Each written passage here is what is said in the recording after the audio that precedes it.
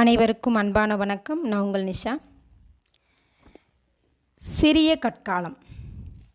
இவர்கள் யார், எந்த சூழலில் இவர்கள் சிறிய கற்கால மக்கள் என்று அழைக்கப்பட்டார் என்பதை முதல்ல பார்க்கலாம்.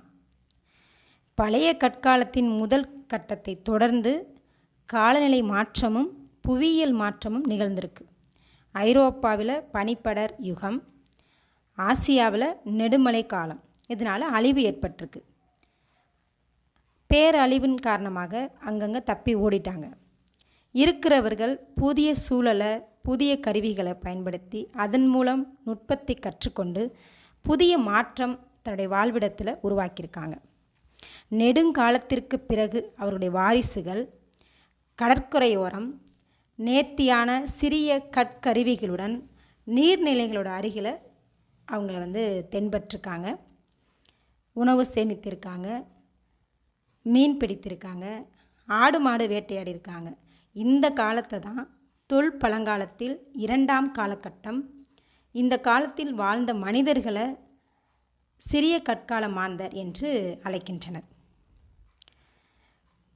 இவர்கள் ஐரோப்பாவில் கடற்கரையில் நீர்நிலையில் மகளோமாசிய மக்களை மாதிரி இந்தியாவில் பீகார், சோட்டா நாக்புரி வட்டாரத்தில் தாமோதர் பள்ளத்தாக்கில் வாழ்ந்த மாதிரி இவர்கள் தென் மாவட்டங்களின் ஆற்றுப்படுகையிலையும் கடற்கரையில் உள்நாட்டிலையும் வாழ்ந்திருக்காங்க.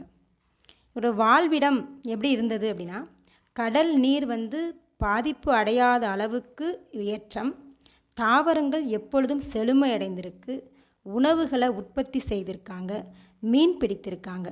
இவருடைய வாழ்விடம் இதுதான். இவர்களின் வாழ்விடத்தில் இவர்கள் பயன்படுத்திய ஆயுதங்கள் சிறிய கற்கருவியை கொண்டு குச்சி, எலும்புகளை பொருத்துதல், காட்டு தானியம் அறுவடை செய்வதற்காக அருவா, இது போன்ற ஆயுதங்களை இவர்கள் பயன்படுத்தியிருக்காங்க. இவர்கள் வாழ்ந்த இடங்கள் என்று பார்த்தோம் அப்படின்னா, தமிழகத்தில் குமரி மாவட்டம் கல்குளம் அடுத்த முட்டம்தேரி, திருநெல்வேலி மாவட்டத்தில் கூட்டப்புலி, கல்லாங்குளம், நாசரேத், குதிரைமொழி, மெய்ஞானபுரம், ஏரல், மதுரை மாவட்டத்தில் கோடங்கிப்பட்டி, திருமங்கலம், கல்லுப்பட்டி, அதன் பிறகு காவேரி வடிகால் பகுதியான மூதலூர், செங்கற்பட்டு மாவட்டத்தில் அதிராம்பாக்கம், இது போன்ற இடங்களில் இவர்கள் வாழ்ந்த வரலாற்று சான்றுகள் இருக்குது. பழைய கற்காலத்தின் கடைசி கட்டம்தான் சிறிய கற்காலம். பொருளாதார உற்பத்திக்கு வித்திட்டவர்கள் இந்த மாந்தர்கள் என்பது வரலாற்றில் ஒரு சிறந்த பதிவாக இடம்பெற்றுள்ளது. இதுதான் சிறிய கற்காலத்தை பற்றியான பதிவு. நன்றி.